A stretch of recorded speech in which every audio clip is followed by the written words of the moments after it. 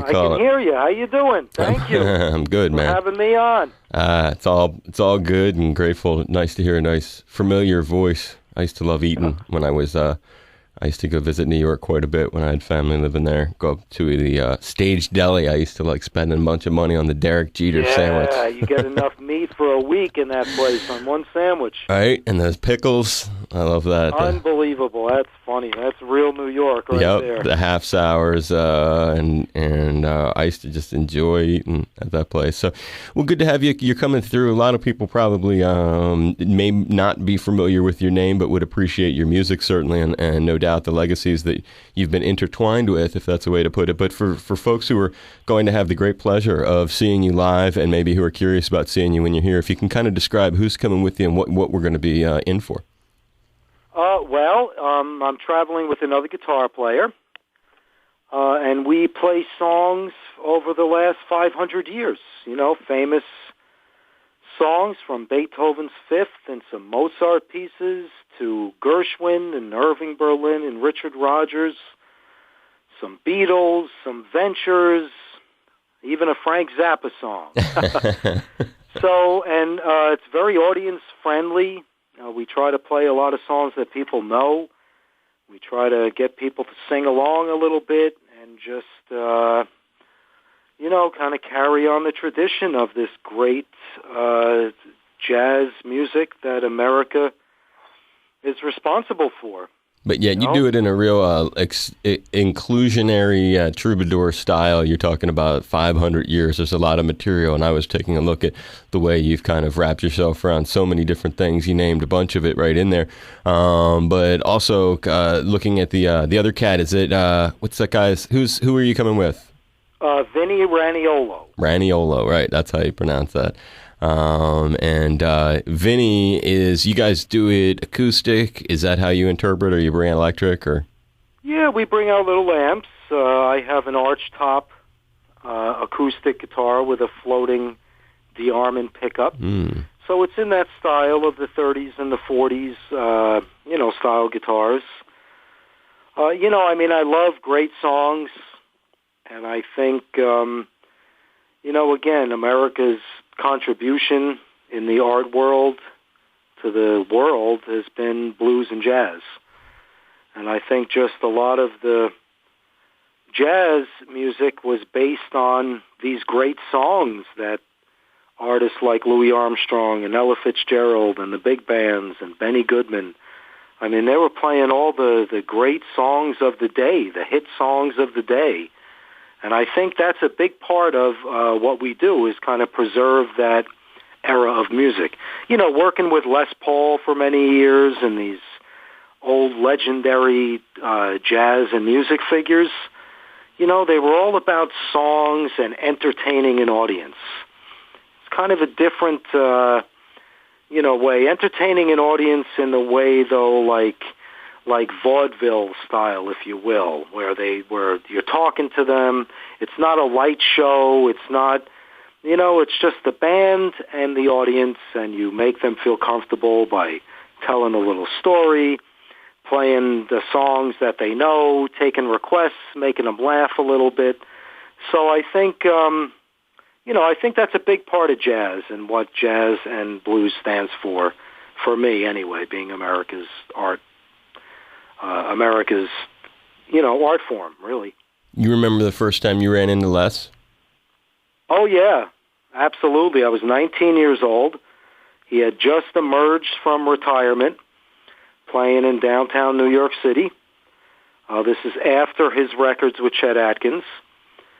And I heard he was looking for a rhythm guitar player. So a guy who was doing all the radio broadcasts, I knew him, and he set up an appointment with me. I came down and met Les. We had dinner together. He had me up on stage. We didn't play that night. He called me up on stage, and then he left the stage and had me play with another guitar player.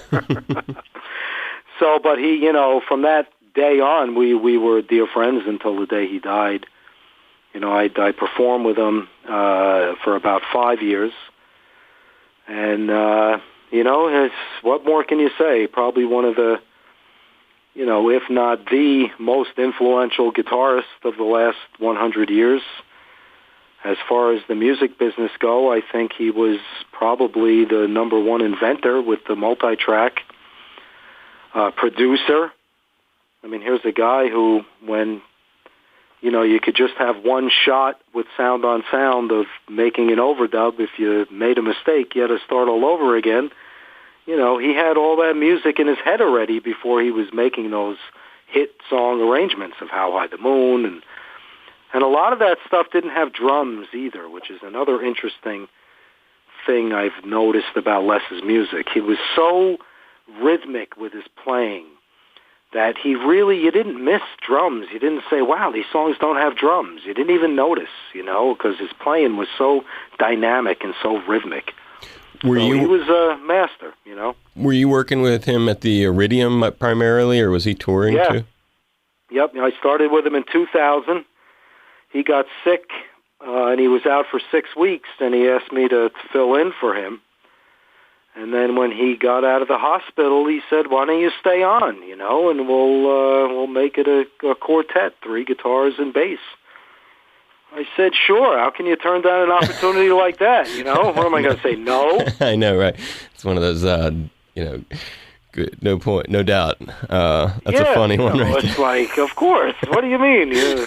I've been waiting this opportunity my whole life. For a guitar geek like me, that's like God calling and saying, hey, you want to come up to heaven and jam? You got to kind of make sure you heard it right, huh? You're like, did I hear that right? Yeah, right, exactly. Thinking you misinterpreted. It was great, and I tell you, he loved to rehearse. His band was always so tight. I mean, every week we'd rehearse for a good hour and a half at sound check, just playing the material, making sure it's tight, all different tempos, concentrating on the sound. Very, very, very...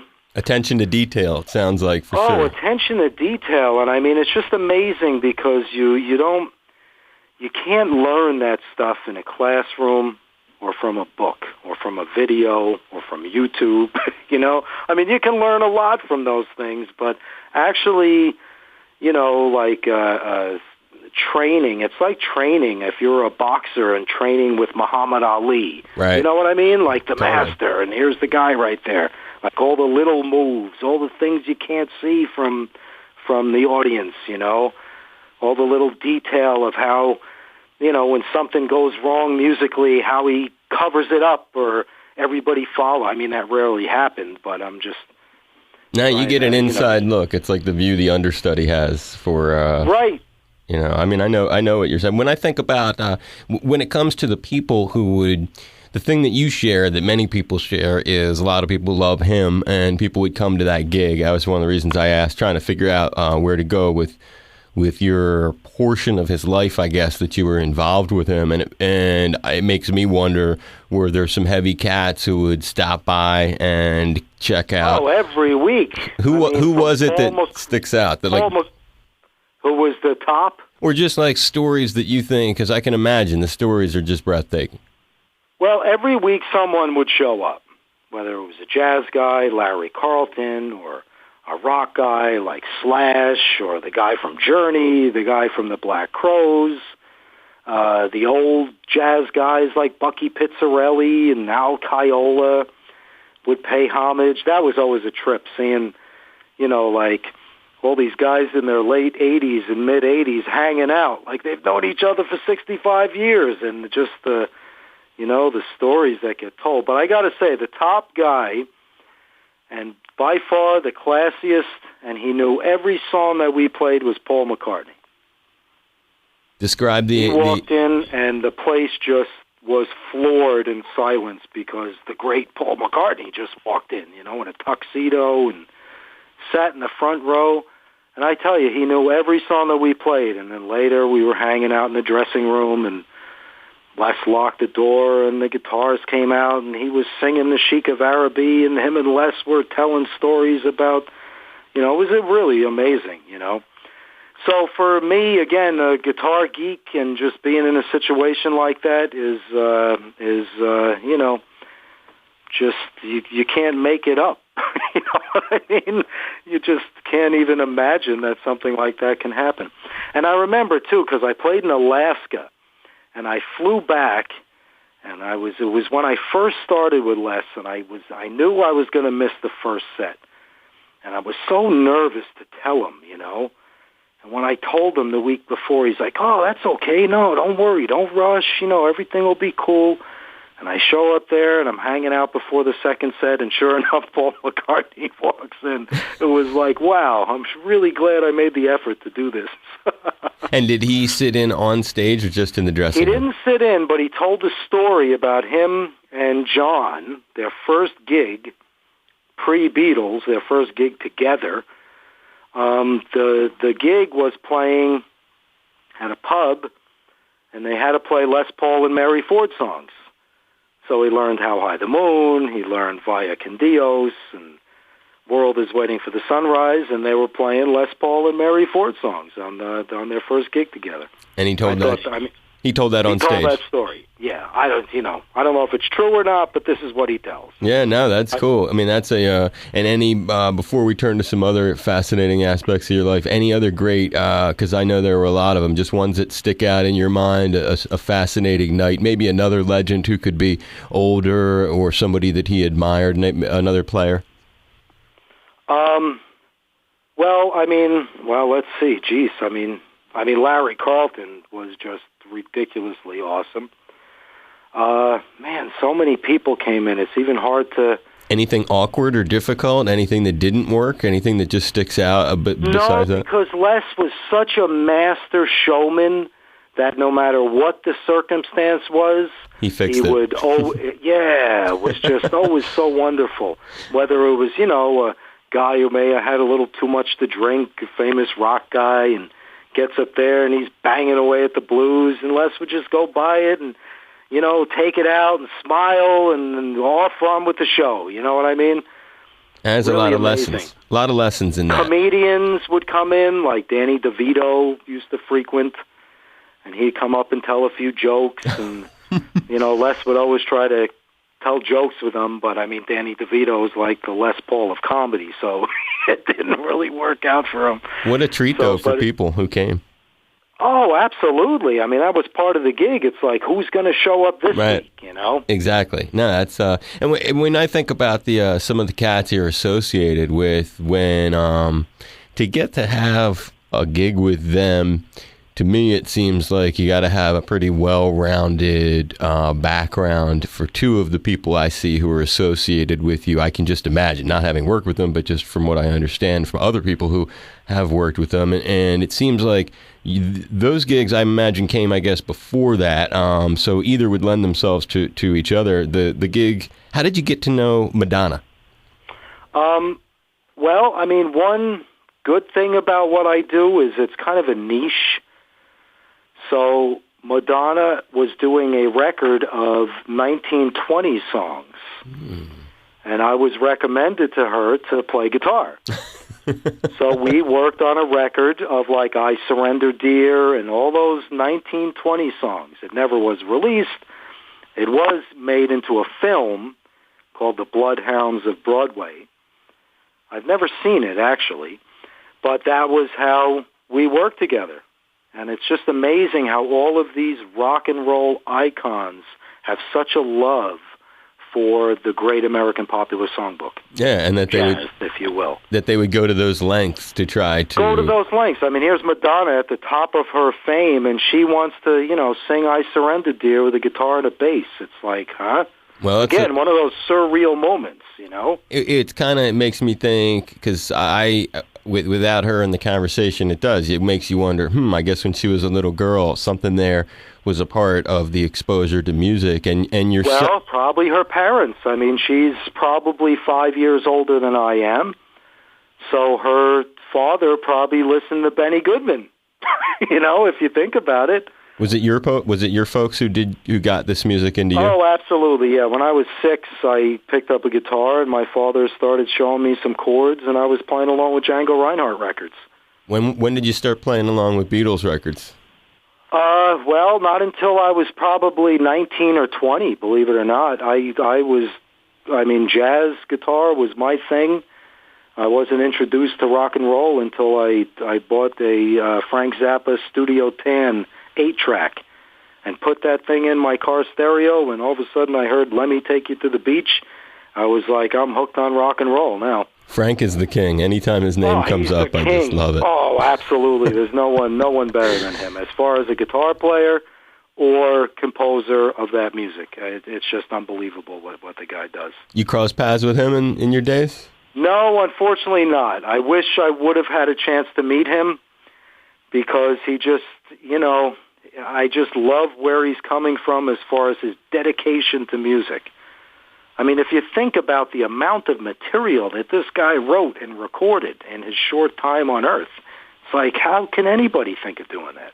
It's on the level of, a Leonard Bernstein or a Beethoven, in my opinion, Frank's huge, and God bless him for sure, brother.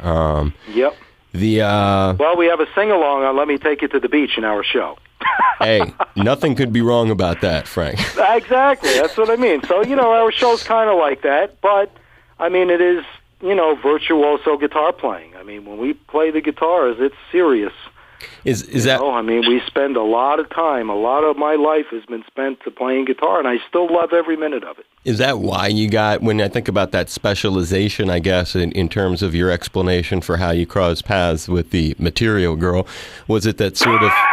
Was it that same sort of specialization which led to Ringo employing your services? Yeah, Ringo, same thing with Leon Redbone. Ringo and I did a track together on a record. And then we did, the other one was Donald Fagen, Steely Dan. And these people, what? Django Reinhardt. They hear that you have a reputation for handling Django Reinhardt or these other specialties, and then they seek you out for that? Well, I used to play every Wednesday night, I think, in New York City with a 5-piece, like what they call gypsy jazz now. Gypsy jazz, that term didn't exist then. But it was maybe 1986, 1987. I played every Tuesday or Wednesday night in New York City at this Italian restaurant, jazz club. And almost every week it was like Donald Fagen was there. I was like, this is just so bizarre. Here it is, Peg and all those great songs that I love. And there's the guy sitting right there all quiet and meek and humble, and try to talk to him a little bit. Very quiet guy, All of a sudden, a few years later, boom, the phone rings. Hi, it's Donald Fagen. Can you come in the studio tomorrow and put a few tracks on my new song? I was like, yeah, right. Almost hang up the phone thinking it's one of your friends, but I never do that. So I said, sure, and I showed up, and there he is, again, interested in the archtop guitar style. He was hearing that sound for that song, and he's like, let me call Frank. So you got to love it. Talk about that, because that's obviously something else, getting back to how this is going to be interpreted, all of the aspects of your life live in concert. Describe that kind of guitar for someone who doesn't know a lot, and if you can, illustrate why that sound might be a bit different. You mean the archtop sound? Yeah, the way you were talking about him seeking it out. Well, it was the sound of the 1930s and 40s and even 50s and 60s. Guitar sound before the solid body electric guitar came in, which was Les Paul and rock and roll. Fender Stratocasters. Now you had the ability to plug into a bigger amp without feedback. You could turn up, and that's kind of the birth of rock and roll, was because of the invention of the solid body electric guitar. So this is kind of pre that style. I like that. Well, that's cool. So that's, the best way I can explain it. It's kind of like new old music. That's the way I kind of like to think about it sometimes. It is. Like if we were in 1930, I would be doing just fine. Right, it'd be your world. It would be my world, but at the same time, there's so much work out there right now, and there's such a market for this classic music that is very, very exciting to me that I'm so busy. I actually had to cut back on work because I was away too much. No, you're doing great. It's wonderful that you're bringing it to the islands, and thank God you're not in the 30s with the Depression, the Nazis, and who knows what else was going on back then. So. Right. Well, I'm jacked to come to Hawaii. I got to say that. I am so excited about that. No, it's a good thing that you're coming. My agent called and said, "Hey, you want to do 4 dates in Hawaii?" I said, "Duh." It's like Les Paul saying, "Hey, you want to play on Monday?" No, that's a wonder. We're really lucky that you're coming out, Frank. Good. I'm glad. And I hope that it's a safe visit, too, for you. And a productive one. I'm going to bring my son, too, my oldest son. That's going to be he's graduating high school, so that's going to be his present. A little time in Hawaii. I like that. That's very cool. Yeah. You guys are doing Honolulu, too? We're not playing Honolulu, but I think I'm going to come in a day or two early and spend it in Honolulu. Is that a good place to spend it? I mean, that's where the station is. I was going to say if you wanted to come by, record a thing at the studio, if the studio's open. No kidding. Maybe we'd do a little bit with you if you wanted. So just figure it out. Can I let you know that? Yeah, let me know when you... let me know soon. Deciding whether we were going to do that. Yeah. That would be great. Shoot me an email. And can you just... play a song and bring some CDs by, definitely. And if you can you just hit me a quick ID? Just, aloha, it's Frank Vignola. You're tuned to my friend Dave Lawrence. Okay. And that's it. You ready? Hitting it, baby. Aloha, this is Frank Vignola, and you're listening to my friend Dave Lawrence. Vignola. All right, I'll make sure I pronounce that right. Vignola. My apologies. I was saying Vignolia. No, it's okay. Vignolia. It's okay. Well, that's a good thing about IDs. You see, you can always learn from the damn things. Right. It was good too because it's all good. I give you a big hug and say my name. Les Paul always said Frank Vignola. Hey, and if Les said it, it's good enough for me too. What am I going to say? You're saying my name wrong? Exactly. It's so funny. But he could never get it right. He could never get that Vignola. It's so funny. That's comedy. That is comedy. All right, man. I give you a big hug. I'll look for an email from you, and we'll talk soon. Be safe, brother. Thanks again. Thank you very much, Dave. You're welcome, Frank. Take care, brother. Okay. Bye-bye. Bye.